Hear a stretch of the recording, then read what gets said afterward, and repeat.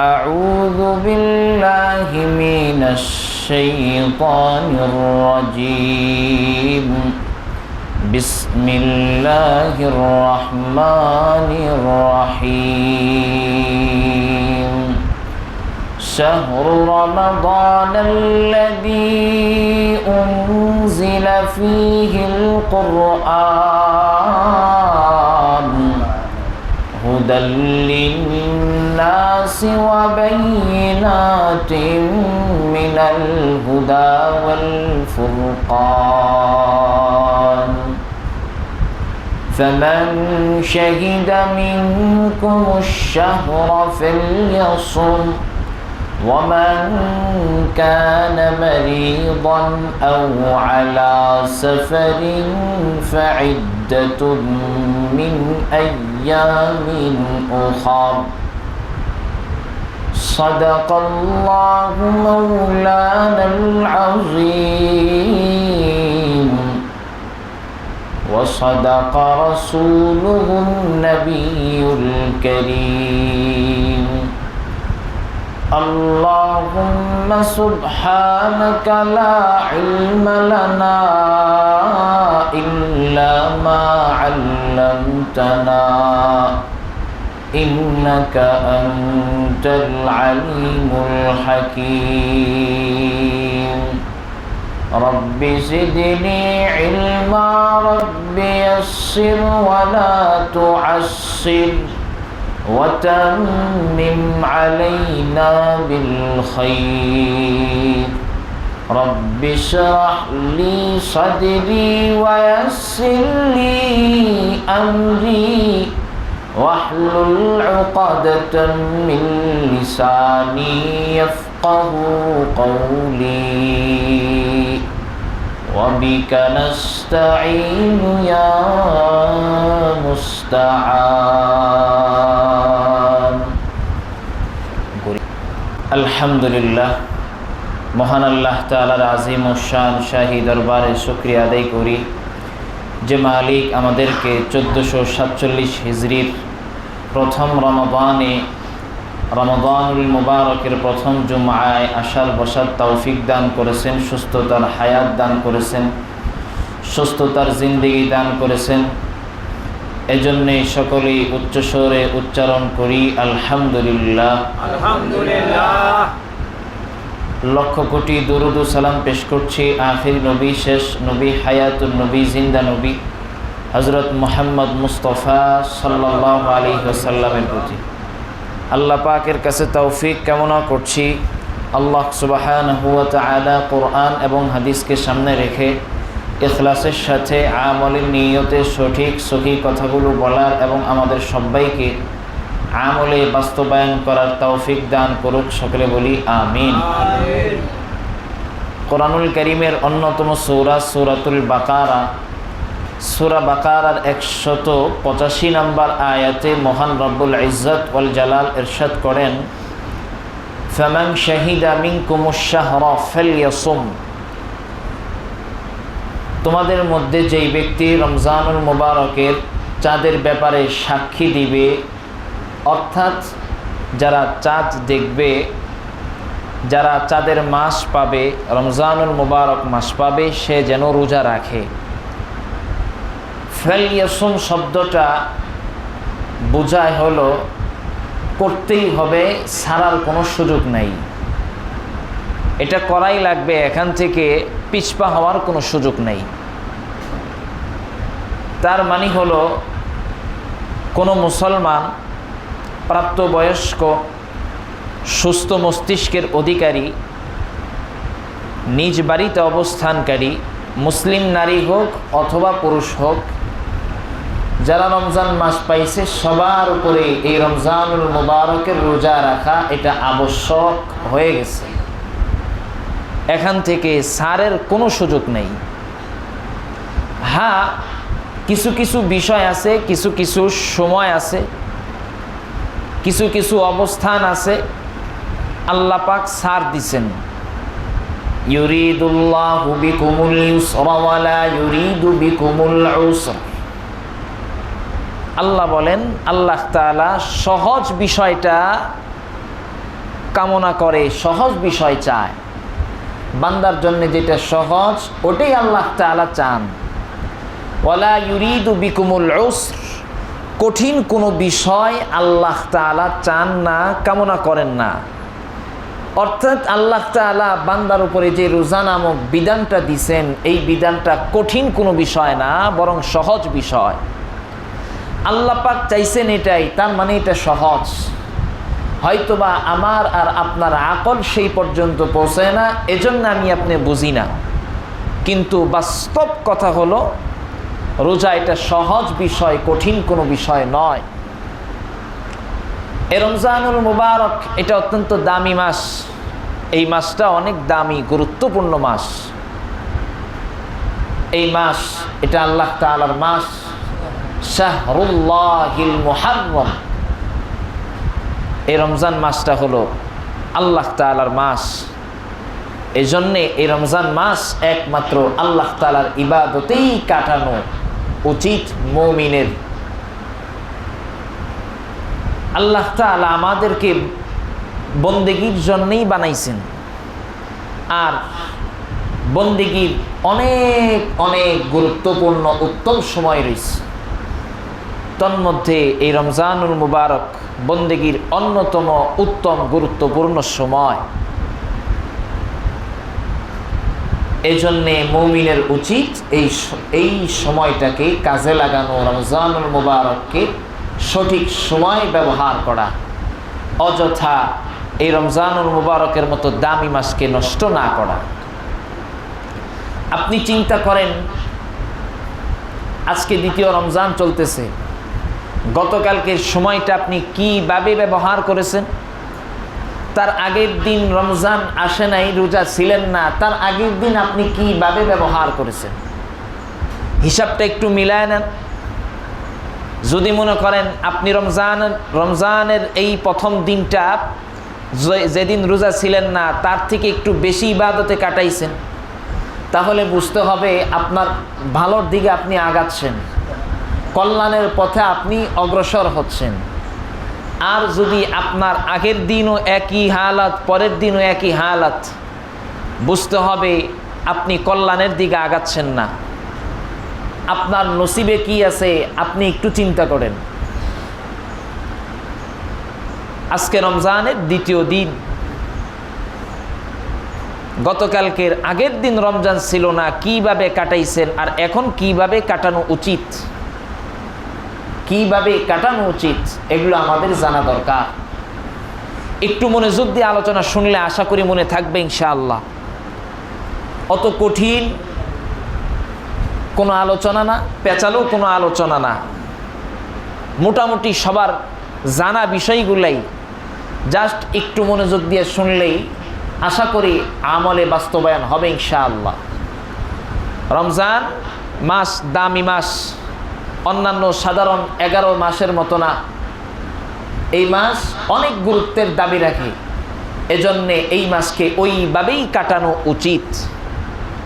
এই মাসকে আমরা কিভাবে কাটাবো, কিভাবে এই রমজানের পুরা মাসটাকে আমরা ব্যয় করব, এগুলো আমাদের শোনা দরকার। 1 নম্বর কাজ দোয়া করা। আমরা রমজান মাসটাকে যেইভাবে কাটাবো, 1 নম্বর কাজ হলো দোয়া করা। সবাই আওয়াজ করে বলেন, কি করা? দোয়া করা। আল্লাহ রাসূল সাল্লাল্লাহু আলাইহি ওয়াসাল্লাম বলেন, হযরত আনাস ইবনে মালিক রাদিয়াল্লাহু তাআলা আন হাদিসটা রওয়ায়াত করছেন, সালাসাতু দাওয়াতিন লা তুরাদ্দু, 3 ব্যক্তির দোয়া আল্লাহ তাআলা ফিরায় দেন না। জোরে বলেন, কয় ব্যক্তির দোয়া? 3 ব্যক্তির দোয়া আল্লাহ তাআলা ফিরায় দেন না। রমজানুল মুবারকে 1 নম্বর কাজ হলো আল্লাহর কাছে দোয়া করা। হযরত আনাস ইবনে মালিক বলেন, সালাসাতু দাওয়াতিন লা তুরাদ্দু, 3 ব্যক্তির দোয়া আল্লাহ তাআলা ফিরায় দেন না। 1 নম্বর দাওয়াতুল ওয়ালিদ লিওয়ালাদিহি, 1 নম্বর দোয়া হলো মাতা পিতা তার সন্তানের প্রতি বদদোয়া, এটা ফিরায় দেন না। সন্তানের প্রতি মাতা পিতার বদদোয়া, এটা ফিরায় দেন না। দোয়া কবুল হতেও পারে, নাও হতে পারে। যদি আমি উদাহরণ দেই, আমাদের দেশে অনেকের সন্তান ডাক্তারি পরীক্ষা দেয় ভর্তি হওয়ার জন্যে, ইঞ্জিনিয়ারিং সরকারিভাবে ভর্তি হওয়ার জন্য পরীক্ষা দেয়, কৃষি গুচ্ছ বিভিন্ন জায়গায় সরকারিভাবে ভর্তি হওয়ার জন্য পরীক্ষা দেয়। বলেন তো সবাই কি টিকে? সবার মা বাবা ওর জন্য দোয়া করে না? কবুল হয়েছে সবারটা?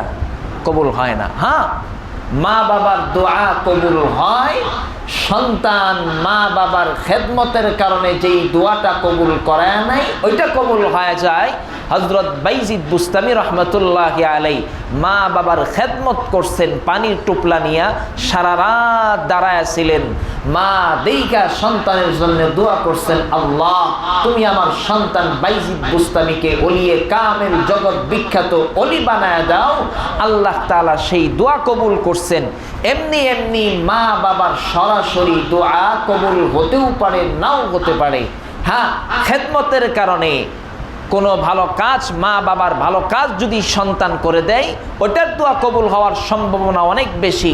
তবে বদদোয়া এটা কবুল হয়, এখানে কোনো সন্দেহ নাই। রমজানের 1 নাম্বার কাজ কি? দোয়া করা। আল্লাহ রাসূল বলেন 3 ব্যক্তির দোয়া ফিরায় দেন না। 1 নাম্বার হলো মাতা পিতার সন্তানের প্রতি যেই বদদোয়া আছে ওটা ফিরায় দেন না। 2 নাম্বার দাওয়াতুস সাইম, রোজাদারের দোয়া আল্লাহ তাআলা ফিরায় দেন না। ওয়া দাওয়াতুল মুসাফির, আর যেই ব্যক্তি মুসাফির ওই ব্যক্তির দোয়া আল্লাহ তাআলা ফিরায় দেন না। আপনি রোজা রাখছেন, আল্লাহর কাছে দোয়া করেন, আল্লাহর কাছে বলেন মালিক কোন জিনিসটা আপনার দরকার, আপনার কোন জিনিসটার প্রয়োজন আল্লাহর কাছে চান। আপনি তো রোজাদার, আপনার দোয়া আল্লাহ তাআলা ফিরিয়ে দিবেন না, আপনার দোয়া আল্লাহ তাআলা প্রত্যাখ্যান করবেন না। দোয়া করেন। কত মানুষ 1-2 রমজান পাইছে দুনিয়া থেকে চলে যায়। দোয়া করেন, আল্লাহুম্মা বাল্লিগনা রমাদান, আল্লাহুম্মা বাল্লিগনা রমাদান। হে আল্লাহ, আপনি আমার হায়াতটাকে রমজানের আখেরি পর্যন্ত পৌঁছাইয়া দেন। আমার হায়াতে আপনি রমজানুল মুবারকের পুরো সময়টা লিখে দেন। আপনি ওই ভাগ্যবানদের অন্তর্ভুক্ত হওয়ার জন্য দোয়া করেন। 1 নাম্বার কাজ আল্লাহর কাছে দোয়া করা, বেশি বেশি দোয়া করা, বেশি বেশি দোয়া করা। রোজাদারদের দোয়া আল্লাহ তাআলা ফিরায় দেন না। আল্লাহ রাসূল সাল্লাল্লাহু আলাইহি ওয়াসাল্লাম অন্য হাদিসে বলেন, সালাসাতুন লা তুরাদ্দু, 3 ব্যক্তির দোয়া আল্লাহ তাআলা ফিরায় দেন না। আল ইমামুল আদিল, ন্যায়পরায়ণ শাসক, ন্যায়পরায়ণ শাসকের দোয়া আল্লাহ তাআলা ফিরায় দেন না। ওয়াসাইমু হিনা ইফতির, ওই রোজাদারের দোয়া, ওই রোজাদারদের দোয়া আল্লাহ তাআলা ফিরায় দেন না যতক্ষণ পর্যন্ত না সে ইফতার না করে। ইফতার করা পর্যন্ত আল্লাহ তাআলা রোজাদারদের দোয়া ফিরায় দেন না। আপনি সাহরি খাইছেন, সাহরি খাওয়ার পর থেকে ইফতার পর্যন্ত যেই দোয়া করবেন আল্লাহ তাআলা সেই দোয়াই কবুল করে নিবে। ওয়া দাওয়াতুল মাজলুম, জালেমের দোয়া, মাজলুমের দোয়া আল্লাহ তাআলা ফিরায় দেন না। আগের হাদিসে পাইছি 3 ব্যক্তির দোয়া আল্লাহ তাআলা ফিরায় দেন না। 1 নাম্বার হলো মাতা পিতা সন্তানের প্রতি বদদোয়া, রোজাদারদের দোয়া, মুসাফিরদের দোয়া। 4 নাম্বার আমরা পাইলাম ন্যায়পরায়ণ শাসক। 5 নাম্বার আবার পাইলাম রোজাদার ইফতার করা পর্যন্ত। 6 নাম্বার যারা মাজলুম তাদের দোয়া আল্লাহ তাআলা ফিরায় দেন না। এবার বুঝেন দোয়ার কি ফজিলত, দোয়ার কি গুরুত্ব, দোয়ার কি মূল্য আল্লাহর কাছে রয়েছে। এবার আপনি দোয়া করবেন কি করবেন না আপনার বিষয়। দোয়া শুরু করে দেন, দোয়ার আমল চালু করে দেন, জীবনে অনেক ফায়দা পাবেন ইনশাআল্লাহ। ভোর রাত্রিতে সাহারি খাওয়ার জন্য উঠছেন, 10 মিনিট পরে উঠেন না, আপনি একটু 10 মিনিট আগে উঠেন, মুসল্লাটা বিছায়া দেন, ঘরের মধ্যে যাই নামাজটা বিছায়া দেন, 2 রাকাত নামাজ পড়েন। নামাজের পরে আল্লাহর কাছে হাত তুইলা বলেন, মালিক জীবনে বহু সময় পার করেছি, গুনাহ করে করে করে করে অন্তরটা কালো করে ফেলেছি, জাহান্নাম নিজের জন্য আবশ্যক করে নিয়েছি মালিক। জানি না আর জীবনে রোজা পাবো কিনা, জানি না আর কোনোদিন এই রোজার সাথে আমার সাক্ষাৎ হবে কিনা। মালিকের কাছে বলেন, মালিক আমার গুনাহ খাতাগুলো মাফ করে দাও। আপনার কি দরকার? 2 রাকাত তাহাজ্জুদের সালাত আদায় করে আপনি আপনার প্রয়োজনটা চান। রোজার মাস, বরকতের মাস, আপনার প্রয়োজন পুরা করে দিবেন ইনশাআল্লাহ। সাহরি খাওয়ার জন্য তো উঠে নই, একটু আগে উঠা 2 রাকাত নামাজ পড়েন। ঘরের মধ্যেই পড়েন, সমস্যা নাই, এক জায়গায় পড়েন, সালাতুত তাহাজ্জুদের আমল করেন। অন্যান্য সময় তো ওঠা সম্ভব হয় না। হ্যাঁ, কিছু আল্লাহর বান্দা আছে এরা পড়ে, যেহেতু রমজান মাস সাহরি খাওয়ার জন্য উঠে নই, এই সময়টাকে একটু আগে উঠা 2 রাকাত সালাতুত তাহাজ্জুদ পড়েন। সালাতুত তাহাজ্জুদের নিয়তে আমি তাহাজ্জুদের সালাত আদায় করছি। নিজের জীবনকে শান্তিময়ী জীবন বানানোর জন্যে তাহাজ্জুদের সালাত আদায় করেন, অনেক ফায়দা পাবেন ইনশাআল্লাহ। 1 নাম্বার কাজ হলো দোয়া করা। দিনে রাত্রে সব সময় দোয়ার হালতে থাকবেন ইনশাআল্লাহ। আল্লাহ তাআলা আমাদের সবাইকে আমল করার তৌফিক দান করুন। আরেকটা হাদিস শোনায়, হযরত আবু সাঈদ খুদরি রাদিয়াল্লাহু তাআলা আন বলেন, ইন্না লিল্লাহি তাবারাকা ওয়া তাআলা উতকা ফি কুল্লি ইয়াউমিন ওয়া লাইলা। দিনে রাত্রে বহু মানুষকে আল্লাহ তাআলা মুক্তি দান করেন, সুবহানাল্লাহ। দিনে এবং রাত্রিতে বহু মানুষকে আল্লাহ তাআলা জাহান্নামের খাতা থেকে নামগুলো কেটে দেন। ইয়ানি ফি রমাদান, অর্থাৎ রমজান মাসের দিনে এবং রাত্রিতে বহু মানুষকে আল্লাহ তাআলা জাহান্নাম থেকে মুক্তি দিয়ে জান্নাত দান করেন, সুবহানাল্লাহ। ওয়া ইন্না লিকুল্লি মুসলিমিন দাওয়াতান মুস্তাজাবা। রমজান মাসের প্রত্যেকটা মুসলমানের একটা করে কবুল দোয়া আছে।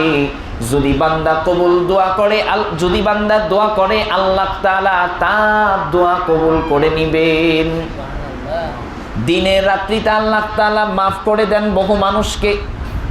আপনি দোয়া করেন, আল্লাহ আপনার গুনার তো অভাব নাই, আমার আর আপনার গুনার কোনো হিসাব নাই, এত গুনাহ করেছি, আল্লাহর কাছে মাফটা চাওয়ায় নেন।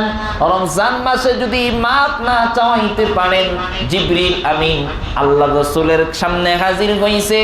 আল্লাহ রাসূলকে বলছেন, ও আল্লাহর রাসূল, যেই ব্যক্তি রমজান মাস পাইয়া নিজের গুনাহগুলো মাফ না করাইতে পারবে, জাহান্নাম থেকে নিজেকে মুক্তি না দিতে পারবে, ওই ব্যক্তি ধ্বংস হোক। আল্লাহর রাসূল হাবিব সাল্লাল্লাহু আলাইহি ওয়াসাল্লাম আমিন বলছেন। এবার বুঝেন, সবচেয়ে দামি ফেরেশতা সাইয়্যিদুল মালাইকা, ফেরেশতাদের সর্দার জিবরিল আমিন দোয়া করছেন। সাইয়্যিদুল আম্বিয়া, আখিরি পয়গম্বর হুজুর সাল্লাল্লাহু আলাইহি ওয়াসাল্লাম দোয়ার সমর্থন কইরা আমিন বলছে। সেই দোয়া কবুল না হয়ে কোথায় যাবে? যদি রমজান পাইয়া নিজের গুনাহ খাতাগুলো মাফ না করাইতে পারেন, তাহলে এবার চিন্তা করেন আপনার মতো হতভাগা আর কে আছে? যদি নিজের সৌভাগ্যবান বানাইতে চান, আল্লাহর কাছে বলেন, মালিক রমজান পাইছি, রমজান শেষ পর্যন্ত হায়াতটা পৌঁছাইয়া দাও এবং আমাকে জান্নাতীদের অন্তর্ভুক্ত করে নাও। জান্নাতীদের অন্তর্ভুক্ত করে নেন। 1 নাম্বার কাজ দোয়া করা। দোয়ার মধ্যে আপনার যত প্রয়োজন আছে সব কিছু চান। বিশেষভাবে রমজানটা পুরা রমজান পাওয়ার জন্য দোয়া করেন এবং জান্নাত পাওয়ার জন্য দোয়া করেন, আখিরাত থেকে মুক্তি পাওয়ার জন্য দোয়া করেন। 1 নাম্বার কাজ জাহান্নাম থেকে মুক্তি পাওয়ার জন্য এই রমজান। অতএব আপনার জীবনটা এটাই যদি শেষ রমাদান হয়ে থাকে, আপনি নিজেকে এতটুকু গ্যারান্টি দিতে পারেন, হ্যাঁ এই রমজান আমি এমনভাবে কাটাইছি, আশা করা যায় আমি জাহান্নাম থেকে মুক্তি পাবো ইনশাআল্লাহ। আল্লাহ তাআলা আমাদের সবাইকে জাহান্নাম থেকে মুক্তি দিয়া জান্নাতীদের কাতারে নামটা লেখায় দিক, জোরে বলি আমিন। 2 নাম্বার কাজ কোরআন তেলাওয়াত করা। কি করা? সবাই জোরে বলেন, কি করা? কোরআন তেলাওয়াত করা। দেখেন আল্লাহ তাআলা সূরা বাকারার 185 নম্বর আয়াতে বলেন, শাহরু রমাদানাল্লাযী উনজিলা ফীহিল কুরআন।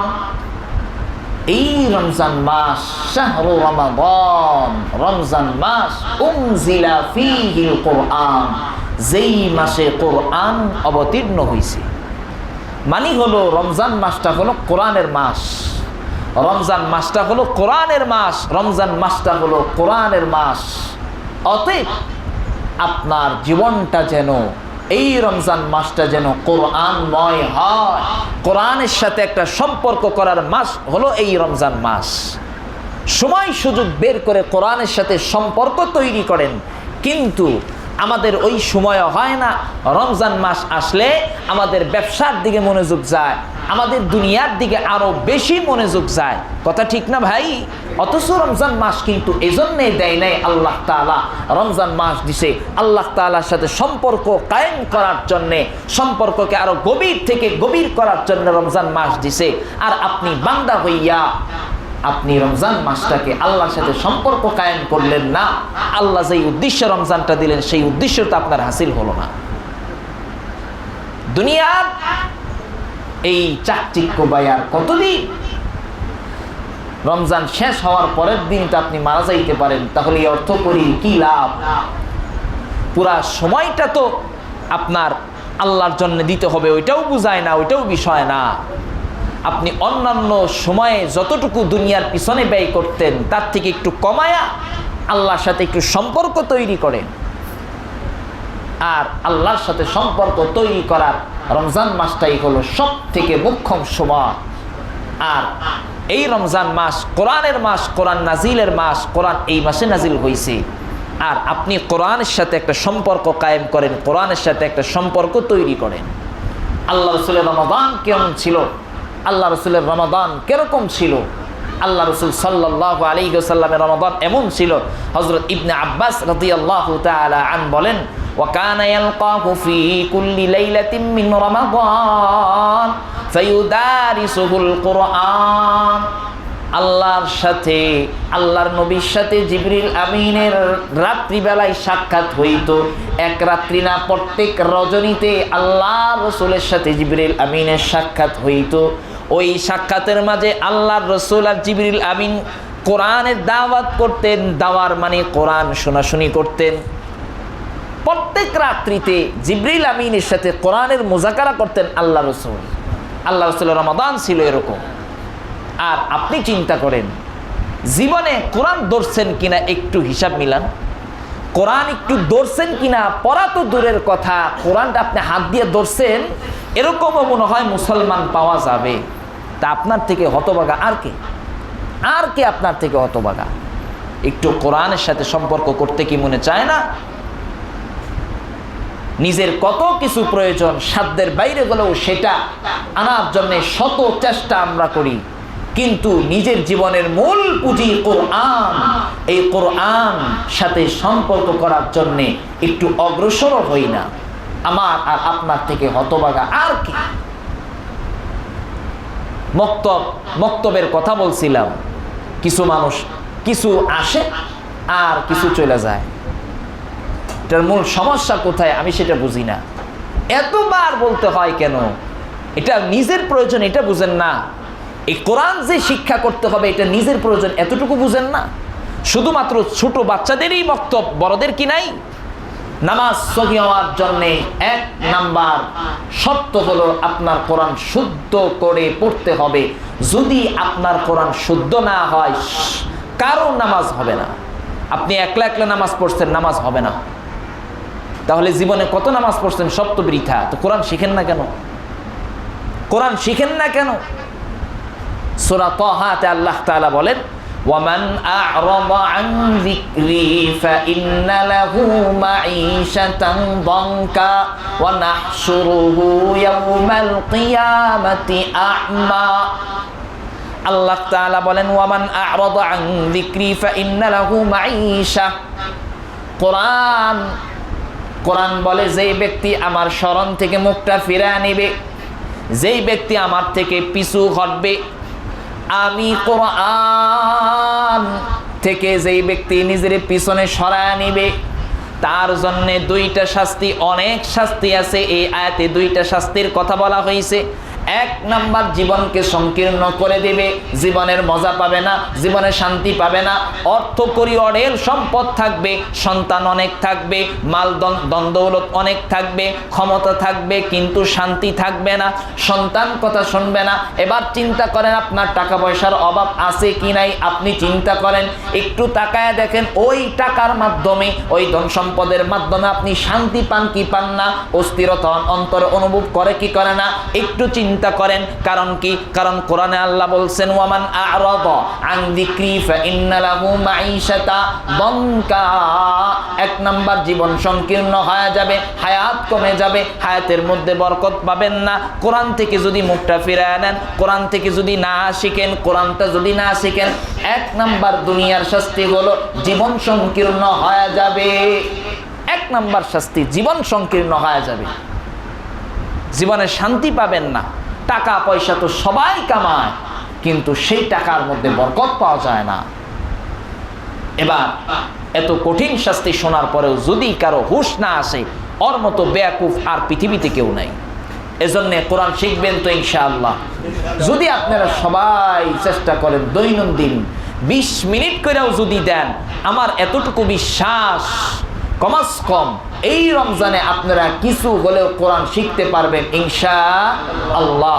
তাহলে আজকে থেকেই শুরু করেন, শুক্রবারও বন্ধ নাই, আপনি যে কোনো সময়ে যে কোনো টাইমে ইমাম সাহেবের কাছ থেকে শিখে নেবেন ইনশাআল্লাহ। যারা পারেন এরা নিজের পড়াটা শুদ্ধ করবেন, যারা পারেন না শুরু থেকে শিখেন, পড়ার কোনো বয়স নাই। সাহাবায়ে কেরাম রাদিয়াল্লাহু তাআলা আনহুম আজমাইন, ওনারা বৃদ্ধ, অনেক সাহাবী বৃদ্ধ অবস্থায় মুসলমান হয়েছে, কোরআন শিখছে, মাসলা মাসাইল শিখছে। সাহাবীদের থেকে আপনি তো বড় দামি না, আপনি এত বড় হয়ে গেছেন, তো আপনার এত হেডম কিসের? আপনি এত পাওয়ারফুল কেন? আপনি কোরআনের পিছনে কেন সময় ব্যয় করেন না? সাহাবীর থেকে আপনি বড় দামি হয়ে গেছেন। সাহাবাই কেরাম তো বৃদ্ধ অবস্থায় কোরআন শিখছে, মাসলা মাসাইল শিখছে, ইসলাম শিখছে, তা আপনার শিখতে সমস্যা কোথায়? এজন্যে হাত জোর করে আমি বলবো একটা কথাই ভাই, এই রমজান মাসে যতগুলো কাজ করবেন তোর মধ্যে একটা কাজ নিজের জীবনের মিশন বানায় নেন। এই রমজানের ভীষণ বানায় নেন, কোরআন শিখবেন ইনশাআল্লাহ। একটা শাস্তি, দুনিয়ার জীবন সংকীর্ণ হয়ে যাবে। কাল কিয়ামতের ময়দানে যেই ব্যক্তি কোরআন শিখবে না, কোরআন থেকে পিছু হটবে, ওই ব্যক্তিকে ওয়ামান আ'রাদা আন যিকরি ফাইন্না লাহু মাঈশাতান দানকা ওয়া নাহশুরুহু ইয়াওমাল কিয়ামাতি আ'মা, অন্ধ অবস্থায় উঠানো হবে। ওই ব্যক্তি প্রশ্ন করবে, হে আল্লাহ, আমি তো দুনিয়াতে চক্ষুষ্মান ছিলাম, চোখে দেখতাম, আজকে কেন দুনিয়াতে দেখি না? ওই সময় জবাব দেওয়া হবে, তুমি আসলে চক্ষুষ্মান ছিলা না, তুমি আসলে দুনিয়াতে দেখতে না, বরং তুমি দেখার মতনই অন্ধ ছিলা। আজকে তোমাকে তোমার প্রকৃত অবস্থায় উঠানো হয়েছে। এবার চিন্তা করেন, কাল কিয়ামতের ময়দানে কোরআন যদি না শিখেন, কোরআন থেকে যদি নিজের জীবনকে পিছনে হটায় নেন, কোরআন অনুযায়ী যদি না চলেন, আপনাকে দুনিয়ার জীবনে শাস্তি দিবেই তো দিবে, আখিরাতে আপনাকে অন্ধ অবস্থায় উঠানো হবে, আপনি কাউকে দেখবেন না। এবার চিন্তা করেন আপনার পরিস্থিতিটা কি ভয়াবহ হবে। এজন্যে কোরআন শিখার দরকার আছে না নাই? আরেকটু জোরে কোরআন শিখবেন কে কে ইনশাআল্লাহ? ইনশাআল্লাহ বলি সবাই, আরেকটু জোরে। কেউ মাহরুম হবেন না তো ইনশাআল্লাহ। যে কোনো সময় 20 মিনিট, আধা ঘন্টা একটু শিখা যাবে না ইনশাআল্লাহ? দেখেন আরেকটা কথা বলি, কঠিন ভয়াবহ কথা। আল্লাহ রাসূল সাল্লাল্লাহু আলাইহি ওয়াসাল্লাম কাল কিয়ামতের ময়দানে সেজদারত অবস্থায় থাকবেন, উম্মতের চিন্তায় বিভোর থাকবেন, উম্মতের জন্য সুপারিশ করবেন। আমার নবী দয়ার সাগর, সেই নবী কাল কিয়ামতের ময়দানে উম্মতের বিরুদ্ধে একটা ক্ষেত্রে মামলা দায়ের করবে, আর ওই মামলা যদি স্বয়ং নবী দয়ার সাগর হওয়ার পরেও আপনার বিরুদ্ধে চলে যায়, আপনার আর বাঁচার কোনো কায়দা আছে? وقال الرسول يا رب إن قومي اتخذوا هذا القرآن مهجورا। কাল কিয়ামতের ময়দানে রাসূল সাল্লাল্লাহু আলাইহি ওয়াসাল্লাম বলবে, হে রব, আমার কওম কোরআন থেকে পিছু হটে গেছে, কোরআন অনুযায়ী নিজের জীবনকে চালায় নাই, কোরআন শিখে নাই, কোরআনের সাথে সম্পর্ক কায়েম করে নাই। কাল কিয়ামতের ময়দানে স্বয়ং নবী আপনার বিরুদ্ধে সাক্ষ্য দিবে, স্বয়ং আপনার বিরুদ্ধে মামলা দায়ের করবে। এবার চিন্তা করেন কারা কারা কোরআন শিখেন নাই। যদি আপনার বিরুদ্ধে নবীর সাক্ষ্যটা হয়ে যায় তাহলে আপনার অবস্থাটা কি হবে? এবার আপনি চিন্তা করেন। এক নাম্বার শাস্তির কথা বলছি, কোরআন না শিখলে দুনিয়ার জীবনটা সংকীর্ণ হয়ে যাবে। কাল কিয়ামতের ময়দানে অন্ধ অবস্থায় উঠানো হবে, স্বয়ং নবী আপনার বিরুদ্ধে মামলা দায়ের করবে। এবার আপনি চিন্তা করেন কোরআন শিখার দরকার আছে না নাই? এবার আপনি চিন্তা ভাবনা করেন, চিন্তা ভাবনা আপনার। আল্লাহ তাআলা আমাদের সবাইকে কোরআন শিখার তৌফিক দান করুক, জোরে বলি আমিন। রমজান মাস কিভাবে কাটাবো? এক নাম্বার দুয়ার মাধ্যমে আল্লাহ তাআলা যাতে করে আমাদের সবাইকে জাহান্নামীদের খাতার থেকে নামটা কেটে জান্নাতীদের অন্তর্ভুক্ত করে দেয়, জোরে বলি আমিন। এই দোয়াটা বেশি বেশি পাঠ করব। দুই নাম্বার কোরআন শিখবো ইনশাআল্লাহ। এই মসজিদে যেন কোরআন শিক্ষার একটা আসর শুরু হয়ে যায়, কোরআন শিক্ষার একটা মজমা কায়েম হয়ে যায়।